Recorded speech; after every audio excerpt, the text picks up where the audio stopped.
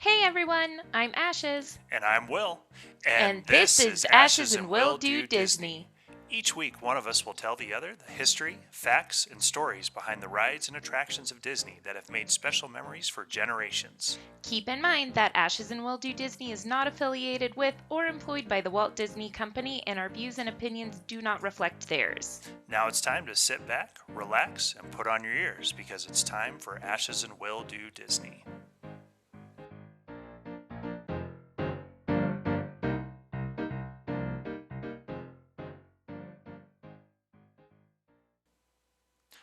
All right, here we are. It is the inaugural episode of Ashes and Will Do Disney. I'm pretty excited. How about you? I'm super stoked for this. A little nervous just because we've never done this before, but mostly excited. Good. Good. Well, yeah, we figured we'd start this episode with introducing who we are. I'm Will. And I'm Ashes.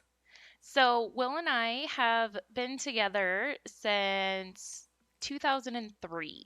We got together, our first date was the day after Christmas in 2003, and we got married in 2006.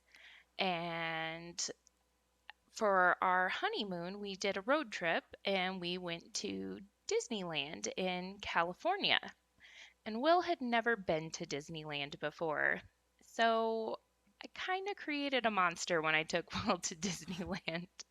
He became just a wee bit obsessed. I'd been a couple times as a kid, just once as like a teenager with my mom, and then we went to Disney World when I was real little with my mom and my dad and my brother. So I at least kind of grew up having that Disney experience, but Will never had. So that's why we went there. What'd you think of it, Will? Yeah, now, in fairness, like you said, I had never been before our honeymoon. And so that was when I was 23 years old. That was my first trip to Disneyland. That was not by choice. I had wanted to go as a kid, but never got to. And not for any particular reason other than we just never went. But as a result, being 23 years old, a grown man, not necessarily a mature man, but a grown man, I don't think you're a mature man yet, Will. I never claimed I was. But being a grown man who had never been to Disneyland, that was the first time I got to take in all the sights, the sounds, and the magic of it, that it essentially brought out the big kid in me and started a whole obsession that I didn't think was ever going to happen. I always thought Disney was kind of cool before that, and then really kicked off the monstrosity that it is today.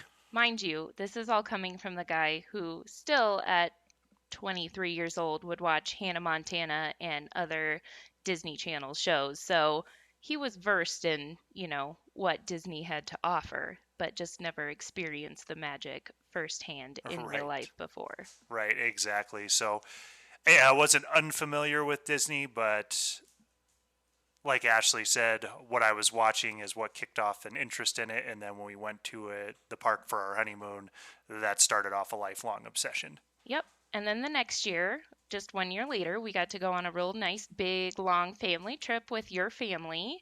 And we went to Disney World, stayed at the Animal Kingdom Hotel. It was hot because it was June in Florida, but that was also a lot of fun. But that was really the last time it was, like 2014, I think, before we went again.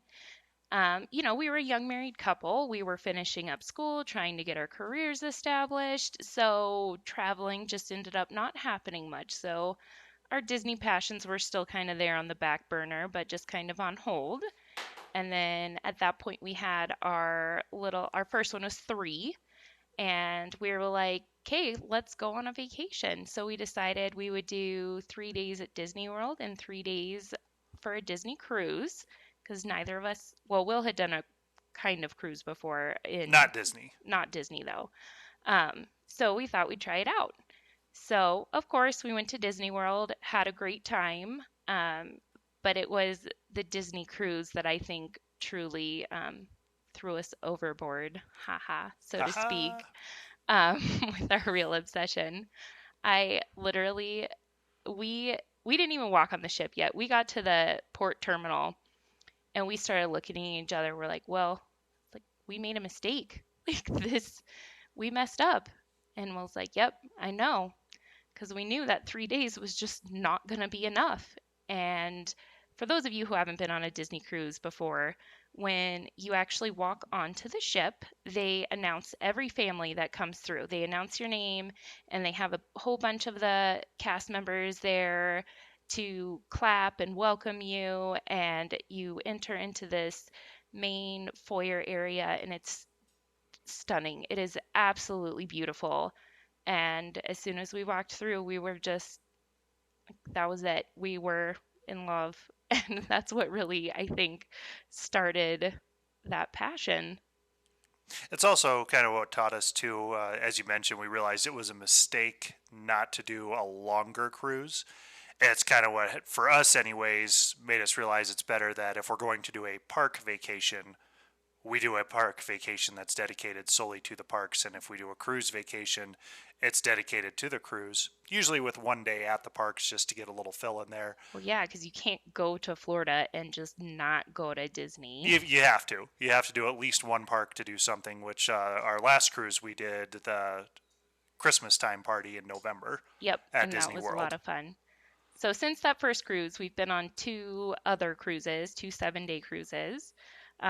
We were supposed to go on a cruise this October, but with COVID, we decided to push it out just because at this point cruises weren't open, and with getting time off work and everything, although it's looking pretty promising right now, they've got one of the cruises over in Europe, one of the Hmm. Disney cruises just did their little staycation cruise, and that went pretty well. So hopefully, cruise lines will be getting up and running again soon.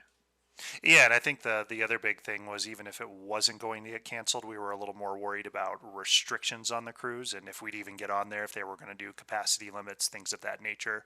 So we decided to push it until things started normally normalizing a little bit more and getting back to the way it's supposed to be and not tarnishing our memories of what we expect it to be. So, what better to do to pass the time while waiting for a Disney cruise than to start our very own Disney podcast? Right, right. Because If we could just, show our nerdiness just a little bit more. yep, I love to craft and do fish extenders for the Disney cruises. However, with over a year to go till our cruise, it's just a few too many crafts. So, this is what we ended up doing, and we're pretty excited about it. Right, exactly. So we also figure too with starting a Disney podcast, what better way to start with than the history of Walt Disney and where it all started and how it all began and what created these obsessions with us. So are we ready to dive into the history of Walt Disney? Yep. All So, Will's going to tell us all about the history of Walt Disney. So, he's mostly running this week's episode, and next week you guys will get to hear something fun from me. Okay, well, what you got? all right, here we go. To all who come to this happy place, welcome. These are the iconic opening words to Walt Disney's dedication to Disneyland. The park opened on July 17th, 1955, and cost around $17 million to build on about 160 acres of land.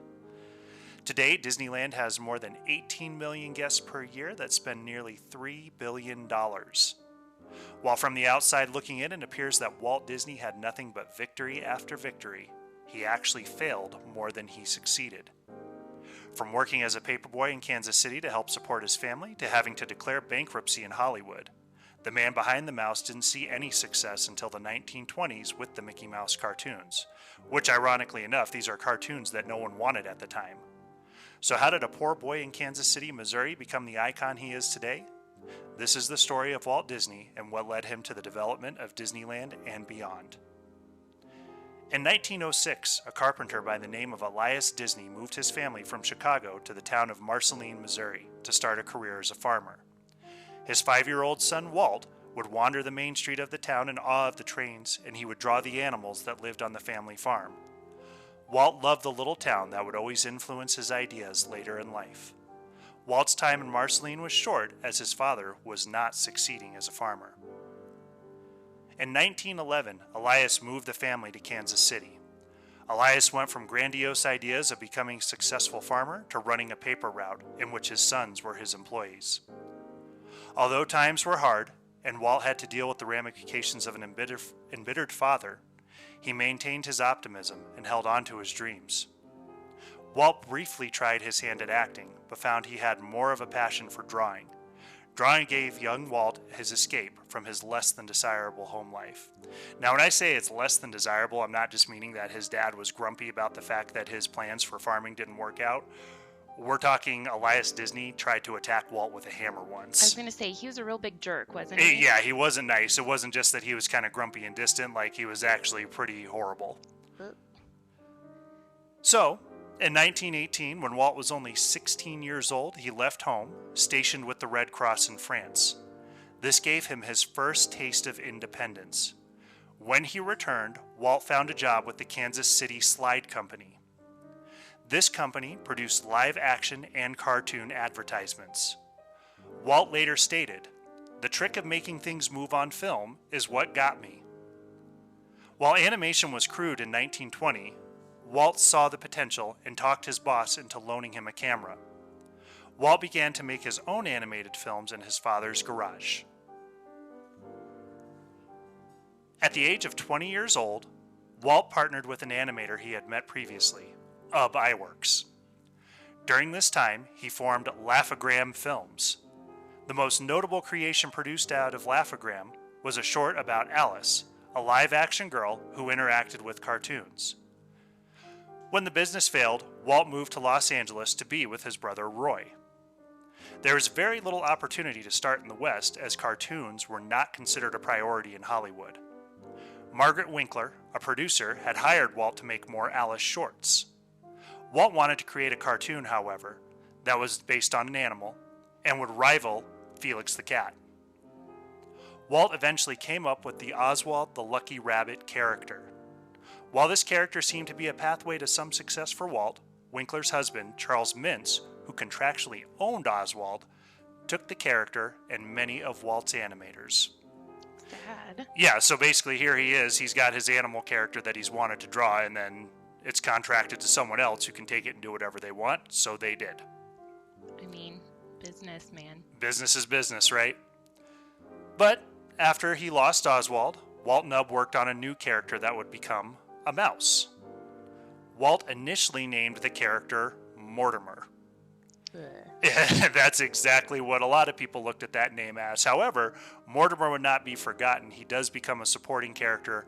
Usually he's a rival of Mickey Mouse. Wasn't it Walt's wife who was the one to tell him Mortimer, wasn't it? Good question. So a studio worker by the name of Lillian Bounds, the future Mrs. Walt Disney, told Walt that the name Mortimer was quote-unquote too sissy, and she suggested the name Mickey. So Walt and Lillian had created a character that would eventually become one of the most well-known household names. Oh, so this is why you should always listen to your wife.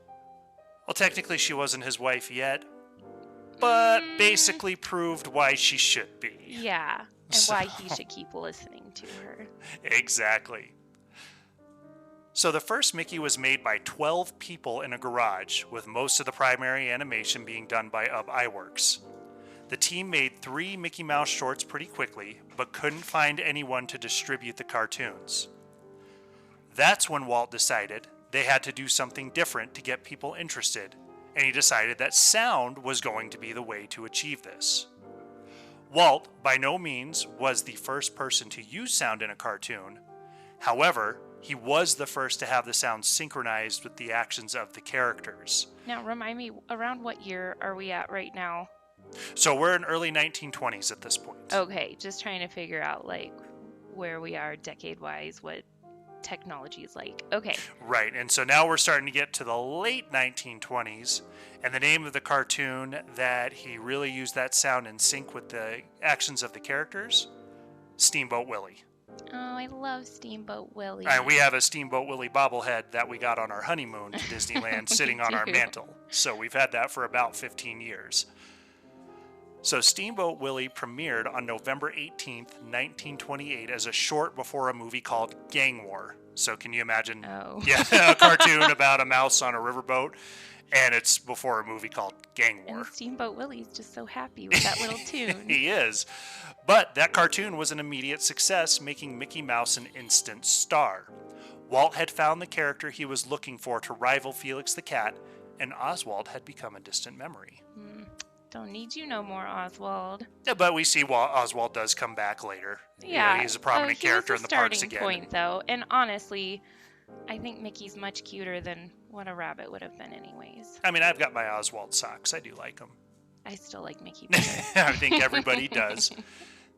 Now, according to Life magazine, merchandising for Mickey started when somebody, quote unquote, paid Walt $300 for the right to put Mickey on a line of stationery.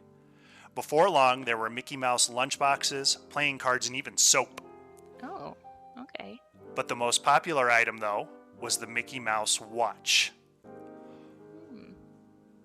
You've Now, got one of those. I do. Probably not the original. Probably that was in not. There, but I do have some Mickey Mouse watches.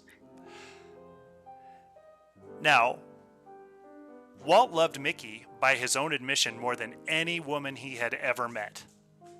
Walt would move into the world of feature-length animation films that led to major success and unexpected failure. In 1917, at the age of 16, Walt had seen a silent version of Snow White. The film had made such an impression on him that he selected the story to be his first full-length animated film. Okay, wait. So Snow White was a thing before Disney, not just in like a book. It was like a movie? Correct. So yeah, obviously it was a fairy tale well before anything. Well, I knew that, but I definitely did not know it was a movie. Yep, so there are other iterations. Walt was not the first one to do Snow White as a movie. I had no idea. Yeah. So now this movie had a $1.5 million budget, but since it was so risky, Disney had to get most of the financing through Bank of America. Initially, the film approached the process the same way that it used its cartoons, and it was focusing on comedy and gags. But as the production progressed, the movie shifted towards actual character development, and Snow White premiered on December 21st, 1937. Walt had been concerned audiences would not feel the emotions of suspended belief throughout the movie. However, when the movie ended, the audience gave the piece a standing ovation. The Snow White character was the first fictional female to get a star on the Hollywood Walk of Fame. That's so cool. It is. Now, who do you think was the first fictional male to get a star on the Hall of Fame or Walk of Fame? Mickey? Mickey Mouse was the first fictional male. Phew, got it. Now, while basking in the success of Snow White, Walt also realized that this placed an expectation on his studio to produce hits. Along with Snow White, Walt would produce the films that would collectively become known as the Big Five.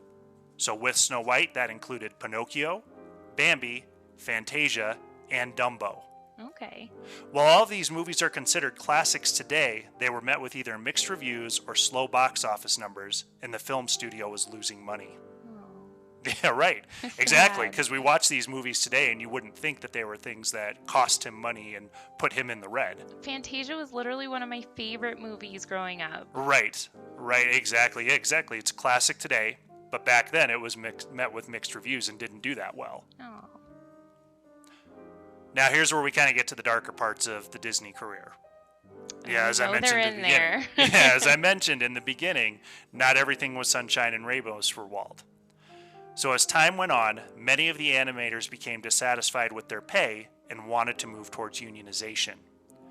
Walt took offense to these thoughts, as he had the view of the studio being a big family. Walt tried to put the issue to bed by calling a meeting and telling his coworkers to essentially get their acts together, and if they weren't making what they thought they should make, or if they weren't progressing as they thought they should be progressing, complaining wasn't going to fix it, and they needed to actually do something about it. The speech had the opposite effect of what Walt had intended and pushed more employees to the idea of unionization. When one of the senior animators, Art Babbitt, had been fired for joining the union, half of the animation department had walked out. Ouch. Right, that's a pretty big chunk to just walk out over one person. Yep. So even though the films were losing money and the price of the company's stock had dropped, Disney refused to negotiate.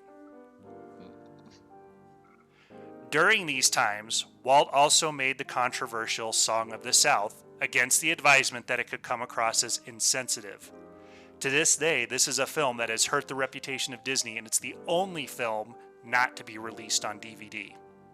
Oh, I didn't know that. Yep. Actually, I've never even seen the movie. It was not one that I've just ever seen. I remember seeing parts of it as a kid, not to a point where I really understood what the problem with it was. Yeah, of course. It's amazing when you go back and watch like kids' movies as an adult and the things you pick up on. Right. Now, it wasn't all bad during this time. He did have an unexpected hit with Cinderella in 1950. But Walt himself only saw the flaws in the film. Even though it was doing well, he only saw what was wrong with it. I get it. When you're, the big creator of stuff, you can be a little hard on yourself. And so. nothing's ever good enough for yourself. Yeah, exactly. So during this time, he started to get into trains. The train obsession would also be the inspiration for Disneyland. Walt had always liked trains as they were part of his childhood memories in Marceline. In his late 40s, Walt became obsessed with trains. While others at the studio oversaw films such as Lady and the Tramp, Sleeping Beauty, and 20,000 Leagues Under the Sea, Walt was overseeing engineers designing his custom scale model locomotive. In 1950, Walt and his family moved to a new home where he had a version of his father's barn built on the property to house what he called Carrollwood Pacific Railroad. He named the train the Lily Bell after his wife. Aww. Lillian would not let Walt build tracks through the garden, so he did what any logical man would do. I mean, can you blame the girl, though? Right, I mean, I don't think I'd want tracks through my garden. Yeah, that'd be a hard no. So he made the logical choice and decided to build a tunnel to run the tracks underneath the garden. Okay, I can admire the creativity. But instead of building the tunnel straight, which would have been easier and more cost-effective, he wanted to make an S-curve to create quote-unquote twisty thrills in the dark. Ooh. Lillian started to realize that this was much more than just an obsession with trains, but actually part of a bigger plan. For starters, Walt had sold their vacation home in Palm Springs, borrowed against his life insurance policy, and even sold the rights to his own name. Wow. This was all the beginning of Walt starting his own amusement park. During the time of World War II, amusement parks were not considered the best place to take your family. Servicemen brought cash, which was considered a precious commodity during the war era, and as such, amusement parks attracted crime. Lillian told Walt that amusement parks were not safe. Walt simply replied, "Mine's not going to be like that." While Disney hired an architectural firm to come up with the design of what would become Disneyland, Walt said the real work was done by his Imagineers. Imagineers were used for the design of the park because the idea was this new park would tell a story, allowing guests to step into a movie. Of course, capital would be needed to start this venture, and this time around, television was the source. On December 25th, 1950, NBC aired a special by the name of 1 Hour in Wonderland.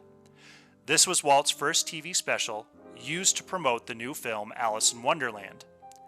90% of the people watching TV that day were watching 1 Hour in Wonderland. Wow.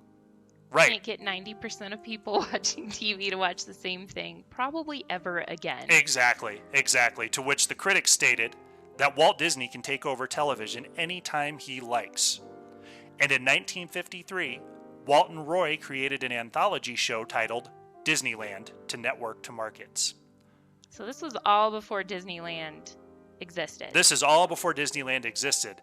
These anthology series are what he was using to start advertising Disneyland, so the he's park. just like planting the seed in everyone Exactly. for like years. This is exactly right. He is using this to plant the idea of what this park is going to be. Wow. Some forward thinking. It is forward thinking, especially for that time. Now, this wasn't just going to be any anthology series that they were selling to a network. They stipulated that whoever picked it up for distribution would have to invest $15 million for a loan in exchange for 35% ownership in Disneyland. At the time, the two major networks were CBS and NBC, both of which had no interest in putting up that kind of money. It was then Walt and Roy went to the American Broadcast Company, or ABC. Oh. ABC was a struggling network that needed programming to compete with the other major networks. So on October 27th, 1954, Disneyland premiered on ABC and immediately saw success. While Disney lost money on the anthology, it wasn't a means to make a profit. The show was designed to be an advertisement for the park and upcoming movies. The Disneyland park was to be separated into 4 areas: Fantasyland, Adventureland, Frontierland, and Tomorrowland. Each episode of the show would focus on one of those lands.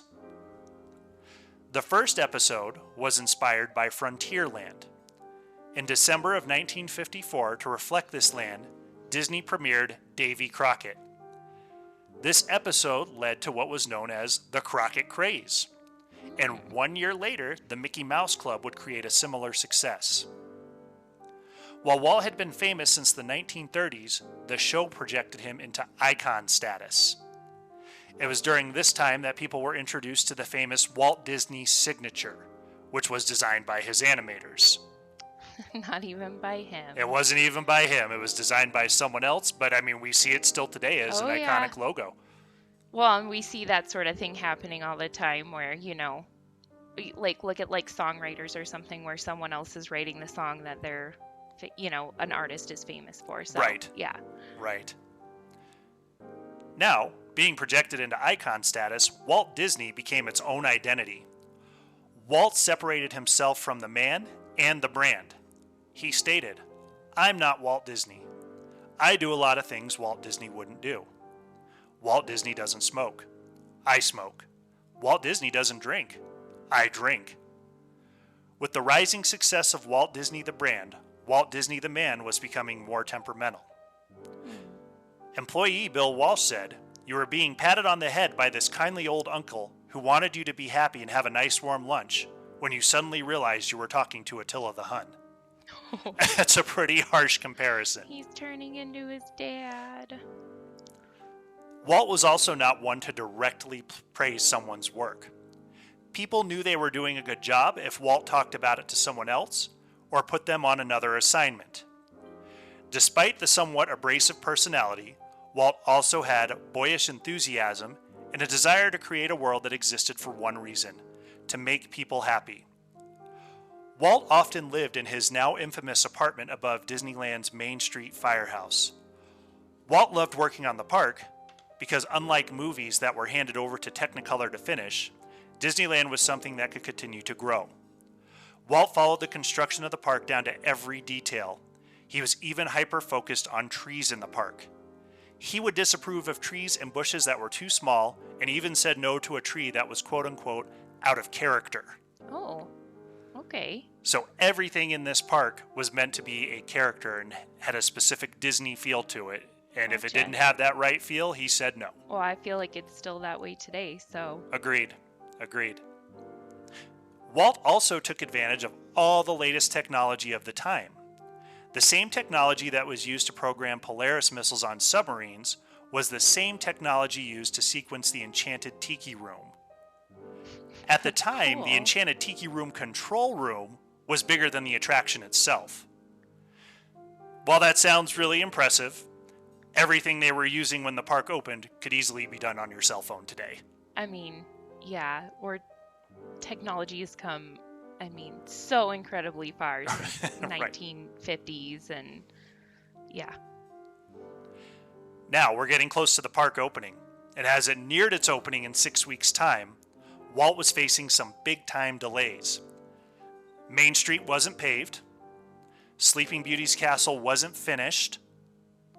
On top of all that, there was a plumber strike, and Walt was told they couldn't make the toilets and the drinking fountains work. Walt took the obvious choice and made sure that the bathrooms were functional. He proclaimed, "People can buy Pepsi-Cola, but they can't pee in the street." Valid. Now, the day is July 17th, 1955. It's about 100 degrees in Anaheim. The sweltering heat did not stop droves of excited people clinging to the excitement of a visit to Disneyland. Traffic had been backed up for 7 miles, and there were people who had been waiting since 2 a.m. to go to Disneyland. Wow. The park expected an opening to 15,000 guests, but instead got jammed with 28,000 guests. Oh my gosh. Now, that's not because they sold 28,000 tickets. That number seems really impressive, but many of the extra people had snuck in or used counterfeit tickets. For all intents and purposes, the grand opening of Disneyland was a disaster. Due to the extreme heat, women in high heels were sinking into the asphalt on Main Street. Oh my gosh. Well, when you get twice as many people showing up as what you're expecting, that's crazy. Mr. Toad's Wild Ride, one of my favorites, shut down due to electrical problems. By the end of the day, not one car in Autopia was running because they just hadn't accounted for the fact that these rides needed to function for 12 hours a day. No guest was immune to the flaws of the opening day, including Frank Sinatra. Oh. ABC was documenting the opening of the park live, and the drawbridge on the castle had shut down because something was going on for the show. Sinatra was one of many guests stuck on the drawbridge. Oh no. In addition, ABC had touted there would be 29 cameras capturing all of the action on opening day live. Only half of those cameras worked. Oh no. Despite all the massive issues of the day, half of the United States population had watched the live broadcast, and 1 million people visited the park in the first 10 weeks. Wow. For the first time since Snow White, the studio was back in the black. Oh, yay. In the mid-60s, Disney started to buy land in Florida for what he was calling Project Future. In 1965, Walt held a press conference where he was purposely vague about his plans. The governor of Florida asked him if he was going to make another Disneyland. Walt told him that there would never be another Disneyland. Walt was learning from his first go at amusement parks with Disneyland and creating Disney World. While Disneyland sat on just under 200 acres of land, Disney World would have 27,400 acres. That's crazy. That is quite the size jump compared to Disneyland and Disney World. He used Sleeping Beauty's castle at Disneyland. For Disney World, he would be using Cinderella's castle, and it would be twice as big as Sleeping Beauty's castle. Dang. Walt's true focus with Disney World would be Epcot, the experimental prototype community of tomorrow. He wanted to create a fully functioning utopian society that was designed to change the way people live and thereby change civilization. Epcot was going to be designed after attractions Walt had made for the World's Fair in 1964 and 1965. Those exhibits included an animatronic Abraham Lincoln and the Small World boat ride. Walt had also designed an all-electric city called Progress Land for General Electric. Walt envisioned Epcot as a place for companies to present their newest inventions.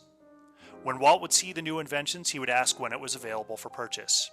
He wanted Epcot to have a focus on an optimistic future and educating the public on new things. I love Epcot. That's a good one. They got some good stuff in there.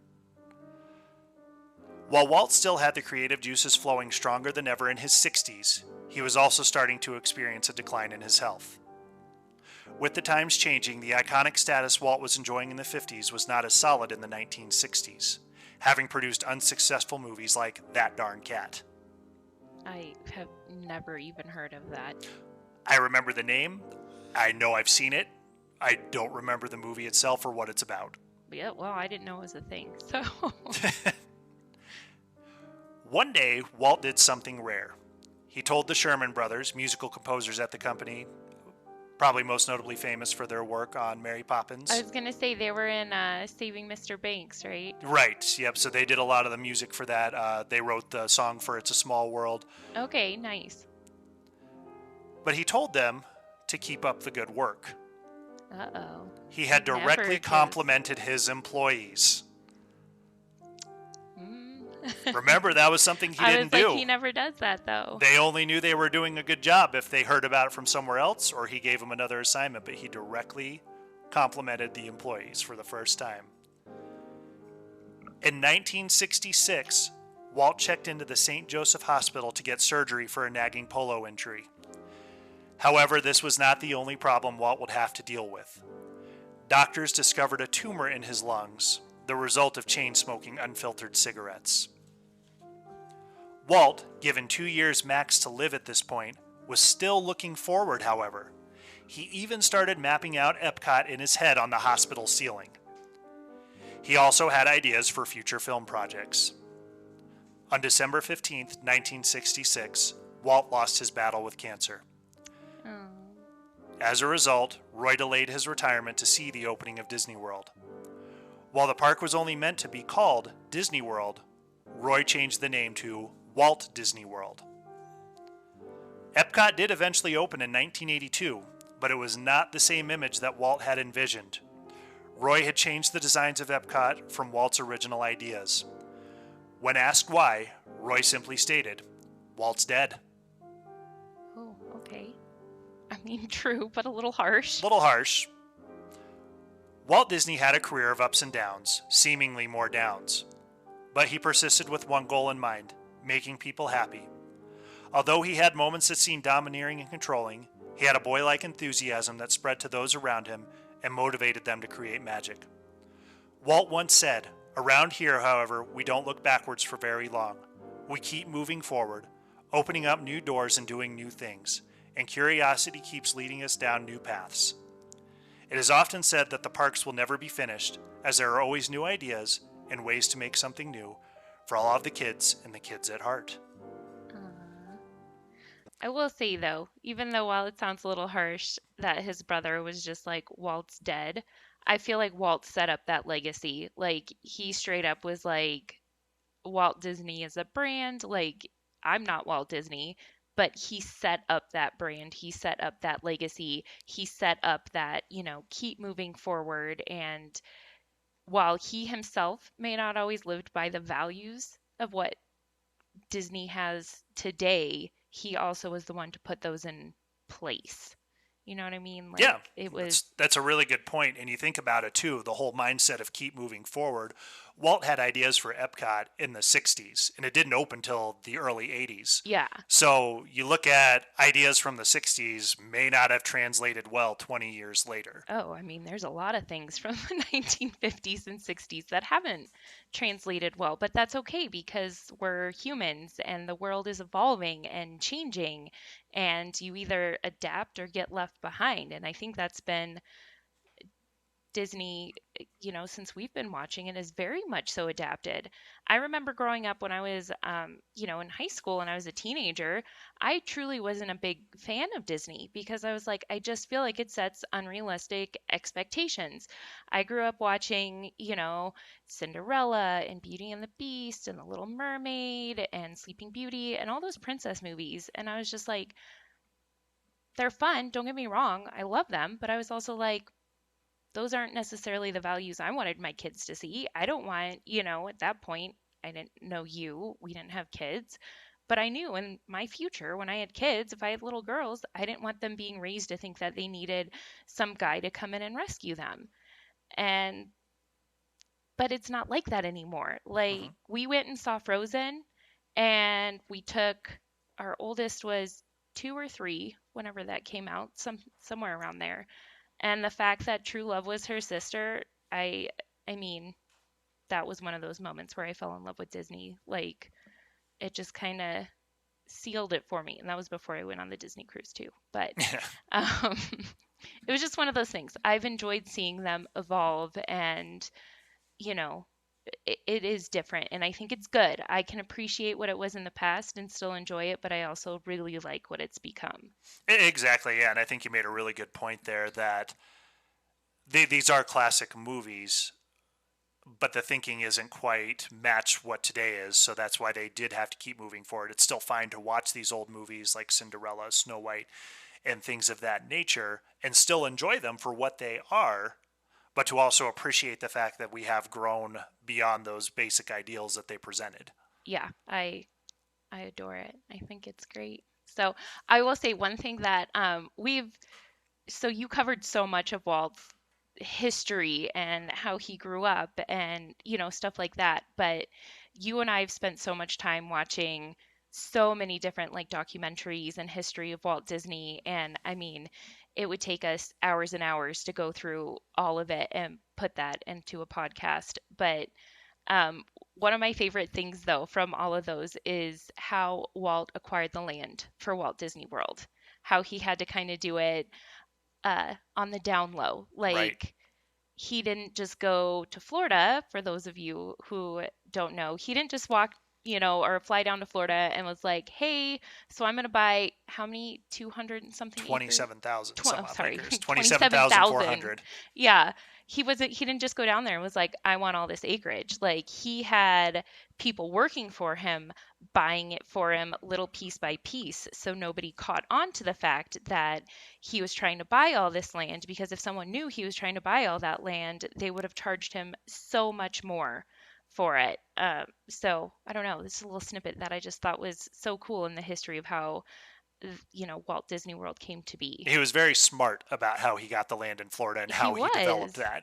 Yeah, it's just, I don't know. I could go on and on. We've watched so many things about him. His life is just crazy. And despite some of the bad things, like, he's human. Like, there is not one person out there who's perfect. So, I mean, I can't even imagine the amount of stress he put up with running the empire that he did.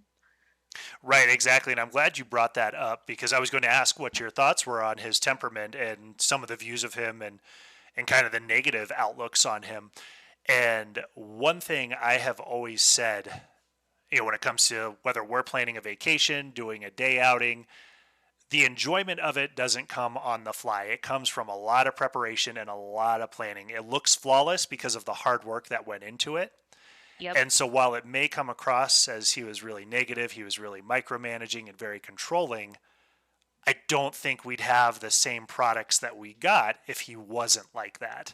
So what you're saying is when I micromanage you and I get really particular about certain details, you'll just keep in mind that I'm kind of like Walt Disney in that aspect, and then you don't have to get grumpy with me. We're going to use the word kind of very loosely. uh, Thanks for putting up with me. All right. Any other closing thoughts? No, I'm just so excited, and I have so much more that I want to share about everything that we've learned about Disney and just everything that we have to come. So I really hope that everyone listening liked our first episode and wants to actually listen to us again, because I had a lot of fun with our first episode, and I'm so excited to tell you my little tale next week. And speaking of tales, one thing we do want to make you all aware of as we get going with this, we want to do a segment called Mouse Tales. And what we want to do with Mouse Tales is have you tell us about your crazy, funny, weird, or just favorite Disney memories. And send those to us at ashesandwilldodisney@gmail.com so that way we can read those on the show. Right? I'm hoping we get like maybe a couple haunted Disney stories too, just because I think that would be fun. Agreed. But literally any stories, anything, good, bad, whatever, like, I'm excited to read them. I love reading about other people's experiences, and it'll be fun, I think. So hopefully somebody will email us. Hopefully more than just one somebody. That's it for this week's episode of Ashes and Will Do Disney. Don't forget, we need your mouse tales. If you have a funny, weird, exciting, or just a favorite Disney memory, send it to ashesandwilldodisney@gmail.com so we can read them on the show.